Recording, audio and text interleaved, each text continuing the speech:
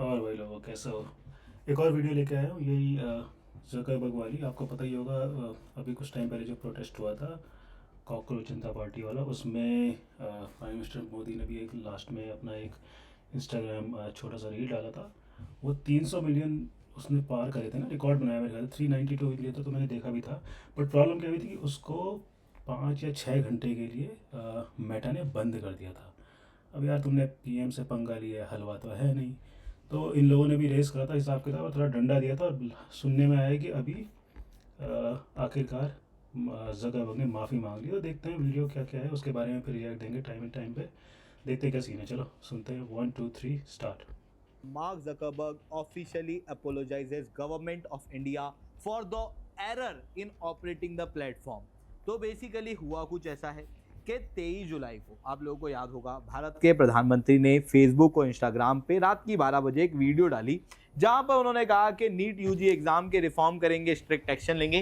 This was very important क्योंकि आप इसके बैकड्रॉप को समझो। ये जो वीडियो लेके आई गई थी ये तब आई थी जिस समय पे भारत के अंदर खूब प्रोटेस्ट चल रहे थे। ये इंडिया की सोवेरेनिटी, सिक्योरिटी, इवन बहुत सेंसिटिव मैटर के ऊपर काम चल रहा था। उस समय की इस वीडियो को लगभग 5 घंटे तक फेसबुक ने ब्लॉक कर दिया। बाद में फेसबुक ने इस चीज के लिए माफी मांगी, कहा कि इट वाज देखो पॉज करो वीडियो। प्रॉब्लम ये है कि बहुत सारे लोगों ने बोला कि कर दिया तो कर दिया, कौन सी बड़ी बात है। इंडिया की जो गवर्नमेंट है वो फेसबुक से भी डरती है, मेटा बेसिकली जो उसकी पेरेंट्स कंपनी उससे भी डरती है।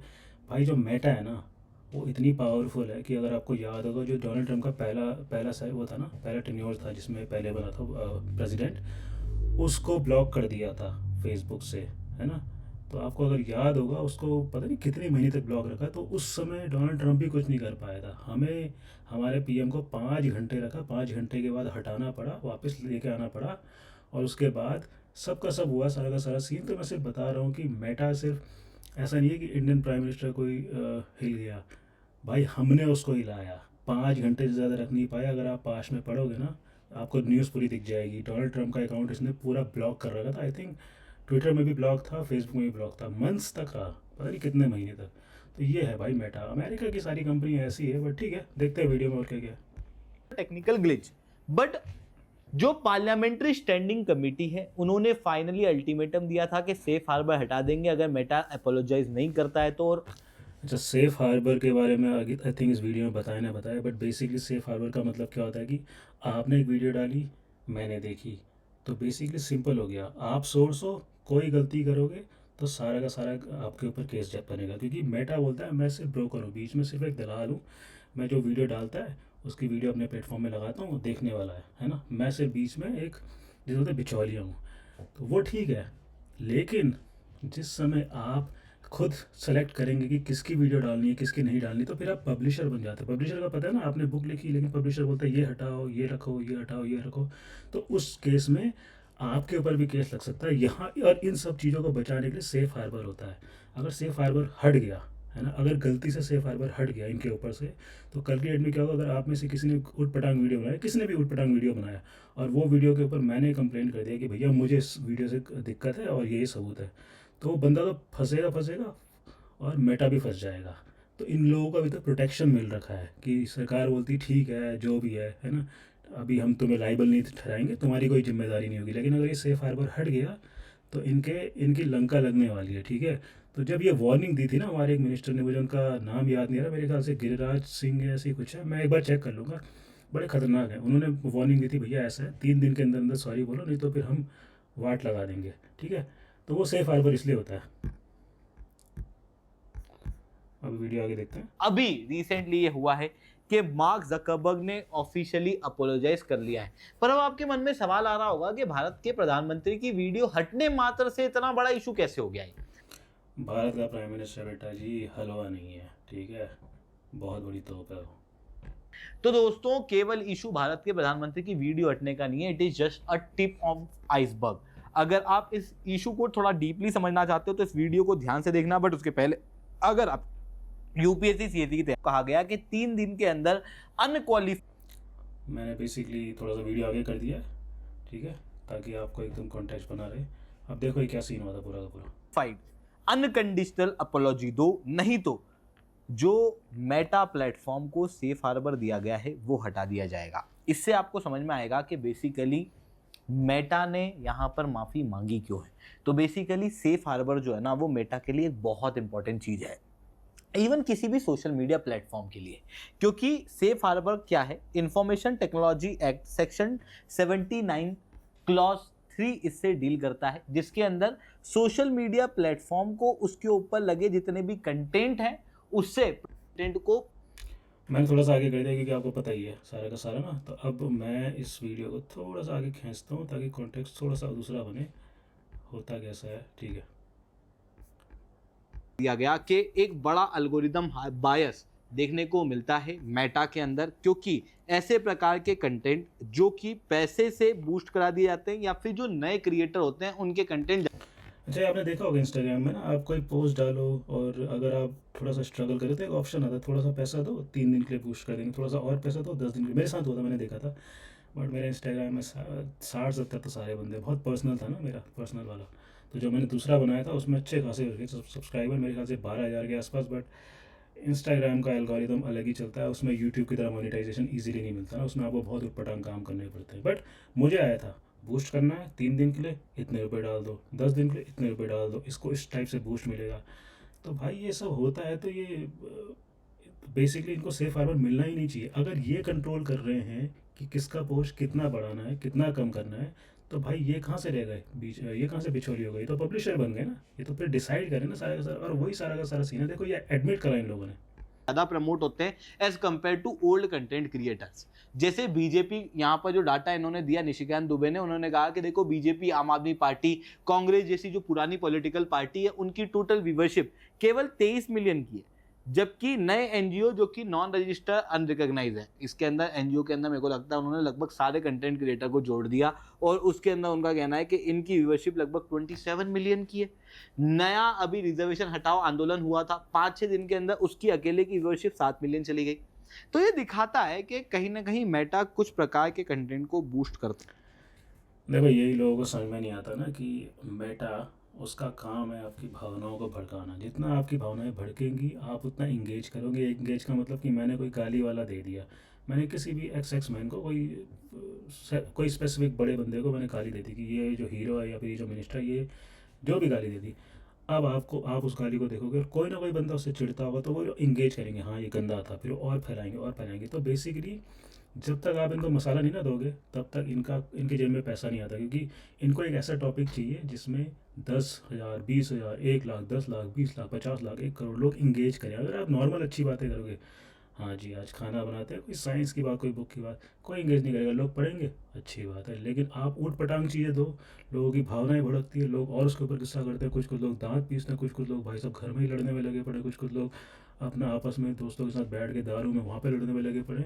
ये है मेटा की सक्सेस, इसी से सारा का सारा फ़ायदा मिलता है। तो ये उस टाइप के कंटेंट को फ्री में भी पुश करते हैं कि हाँ इसमें इंगेजमेंट आ रहा है, सारा का सारा काम इंगेजमेंट का है। है and they have active editorial choice जो कि यहाँ पर कही गई, और इसकी वजह से एक बड़ा सिक्योरिटी लैप्स, एक बड़ा लैप्स यहाँ पर दिखाई देता है। क्यों? क्योंकि बेसिकली जो नए क्रिएटर्स हैं, हो सकता है वो फेक इन्फॉर्मेशन ला रहे हों, हो सकता है ये जो नए क्रिएटर्स हैं वो फॉरेन फंडेड हो और ये कंटेंट क्रिएट करते हों और इन कंटेंट को मेटा बूस्ट करके इंडिया के अंदर वोटर बिहेवियर को चेंज करता हो। क्योंकि मेटा के जो चीफ हैं मार्क जकरबर्ग, उनके रिकॉर्ड इस तरीके के रहे हैं। पहले भी इन्होंने एक भाषण दिया था, एक पॉडकास्ट के अंदर कह दिया था कि 2024 के अंदर सारी सरकारें जो पहले से थी वो गिर गई और नई सरकारें बनी इंडिया जैसे देशों के अंदर, क्योंकि कोविड-19 को ये लोग ठीक से हेल्ड नहीं कर पाए और उसकी वजह से जो इकोनॉमिक क्राइसिस आया। बाकी वीडियो में थोड़ा सा वो है, पास्ट हिस्ट्री के बारे में बताया गया है। देखो मेन फंडामेंटल यही है कि मेटा इस टाइम पे बहुत पावरफुल हो चुका है। आप सिंपल पकड़ो, एक पेरेंट कंपनी फेसबुक और इंस्टाग्राम की ना, उसे मेटा बोलते हैं। तो मेटा इतना ज़्यादा पावरफुल हो चुका है कि वो इस समय सरकारें गिरा सकता है, सरकारें बदलवा सकता है, वो एक नैरेशन को पुश कर सकते हैं, क्योंकि हर चीज़ के दोनों साइड होंगे। अगर आप गवर्नमेंट को पसंद करते हो, कुछ कुछ लोग गवर्नमेंट को हेट भी कर देंगे। तो अगर आप सबके सब गवर्नमेंट को पसंद करने लग गए तो फिर आप अपनी कंट्री को ढंग से गवर्न करने दोगे ना। लेकिन फिर दूसरा बंदा कैसे उंगली कर सकता है। लेकिन उनको बंदे ही चाहिए कि भाई गवर्नमेंट को हेट करो। देखो फंडामेंटल है, अगर आपका देश आपकी सरकार से चल रहा है तो दूसरी दूसरी पार्टी कभी उंगली नहीं कर पाएगी, कर ही नहीं सकती है ना, क्योंकि आपका देश चल रहा है, आप सबका सब सरकार की बातें मान रहे हो, सामने वाले बंदे ने उंगली ट्राई करी, नहीं हो पाई, लेकिन आपने एक वैक्यूम छोड़ दिया। आपने क्या सोचा कि 60 65 70% लोग तो मोर और लेस 60% लोग मोटा मोटा डायरेक्टली इनडायरेक्टली सरकार के सपोर्ट में, लेकिन जो 40% है 45% है वो नहीं है। उनमें से 20% 15% एक्सट्रीमिस्ट वाले हो। एक्सट्रीमिस्ट वाले ये नहीं कि सबके सब टेररिस्ट हैं, बट वो ना गुस्से वाले हैं, लड़ने के लिए तैयार है। तुम उनको भड़काओ, उनकी भावनाएं भड़काओ, फिर उनकी बातें एको करेगी, उनकी बातें ज़्यादा गूंजेगी, उनकी बातें ज़्यादा गूंजेगी तो वो और टकरार लाएंगे। ऐसे में क्या होता है कि फिर पूरा एक टाइप का सब्जेक्ट घुसता है कि हाँ तुम्हारी सरकार ख़राब है, तुम्हारी सरकार बच्चों को दबाती है, तुम्हारी सरकार नौकरी नहीं देती, तुम्हारी सरकार की इसरो ख़राब है, या आई डोंट नो कोई डॉक्टर ख़राब है, बट वो पुश करती है। उससे क्या होता है, सामने वाला फिर आपको जलाता है। तो हमेशा पता यही बोलते हैं कि अपने देश को ना चाहे जैसा भी हो, बाहर इन कंपनी से मत चलने दो। तुम्हें प्राइम मिनिस्टर पसंद है, नहीं है, वोट दो, हटाओ, बनाओ। लेकिन जो तीसरा बंदा तुम्हें डिक्टेट कर रहा है, तो ये नहीं पता कि तुम उसकी कठपुतली हो, ठीक है। सबका सब वो मीडिया तुम्हें कंट्रोल करते हैं, वही इसने ट्राई करा था। लेकिन हमारे यहाँ अब देखो, बहुत शामिल लोग हैं भाई इंडिया में, है ना, बनियों का देश है, बहुत समझदार लोग हैं, अच्छे खासे पकड़ लेते हैं। और मैं हमेशा ही बोलता हूँ कि भाई अभी अभी सिर्फ और सिर्फ 4.5 या 5.5 ट्रिलियन की इकॉनमी के आसपास है। ये लोग बढ़ने नहीं दे सकते, क्योंकि इनको पता है कि चाइना बढ़ गया, वाट लग गई। अब अगर इंडिया भी बढ़ गया तो भैया यूएस को चाइना से भी लड़ना है, इंडिया से भी लड़ना है, और यूएस के साथ पूरा का पूरा वेस्ट यूरोप भी है। तो आपको समझ में आएगा कि ये सब चीज़ें चलती रहेंगी। कोई एनजीओ होगा, वहाँ पे धर्मांतरण कराएगा, और कितने सारे यूएस के स्पेशल ऑप्स के लोग पकड़े गए हैं नॉर्थ ईस्ट की साइड को, है कि नहीं है, कि ये कर रहे थे, वो कर रहे थे, फंडिंग कर रहे थे, वेपन चलाना सिखा रहे थे। ये क्यों है भाई? तुम्हारे देश में पूरा का पूरा डिस्टर्बेंस करना है ना। इंडिया को डिस्टर्बेंस में डाल दो, नॉर्थ ईस्ट आपस में लड़ ले, साउथ वाले वो लड़ते रहें, यूपी में डीप में कोई मदरसे में कुछ सिखा दो, लड़ते रहें। जब तक लड़ते रहेंगे तब तक बाहर वाली जो ताकत है ना, वो कंट्रोल करती रहेगी। हाँ ऐसा करो, इसकी जेब में थोड़ा पैसा डाल दे, तुम ऐसा करो, तुम ऐसा करो। अगर हम लड़ेंगे ही नहीं तो भैया बाहर वाला कैसे कंट्रोल करेगा? और इसका सबसे बढ़िया तरीका सिर्फ और सिर्फ चाइना ने करा। उसने भाई वेस्ट के सारे मीडिया बंद कर दिया। उसने कहा हमें चाहिए ही नहीं बाहर का, है ना। इंडिया अभी नहीं कर पा रहा, अभी चल रहा है मेरे ख्याल से। आई थिंक 5 7 साल में कोई ना कोई आना चाहिए कि भाई हमारा या तो व्हाट्सएप बदले, या हम व्हाट्सएप की जगह कोई लोकल पकड़ लें, इंस्टाग्राम की जगह कोई लोकल पकड़ लें, या फेसबुक की जगह कोई लोकल पकड़ लें। हमारा कोई ना कोई आना चाहिए, और ये बहुत ज़रूरी है। बट वो जब भी आएगा तब आएगा। बट कहने का मतलब ये है कि मेटा को लगा हलवा है ना, 5 घंटे के अंदर अंदर उसको सही करना पड़ा, क्योंकि सरकार ने चाबी कसी। सरकार ने कहा बेटा तुम्हारा सेफ हार्बर अगर रोक दिया तो भैया एक दिन में ना, पता है मेटा के खिलाफ कितनी कंप्लेंट्स आती है? मैं नंबर लेके आऊँगा, मुझे एग्जैक्टली पता नहीं, बट हज़ारों में कंप्लेंट्स आती हैं कि इसने ये वीडियो डाला, ये वीडियो कैसा गैर गैर जिम्मेदाराना है, कैसे मेटा इसको अलाउ कर सकता है। लेकिन मेटा को सेफ हार्बर का प्रोटेक्शन मिला हुआ, उसके ऊपर केस नहीं हो सकता। अगर वो हट गया ना भाई, इनका ऑफिस बंद हो जाएगा।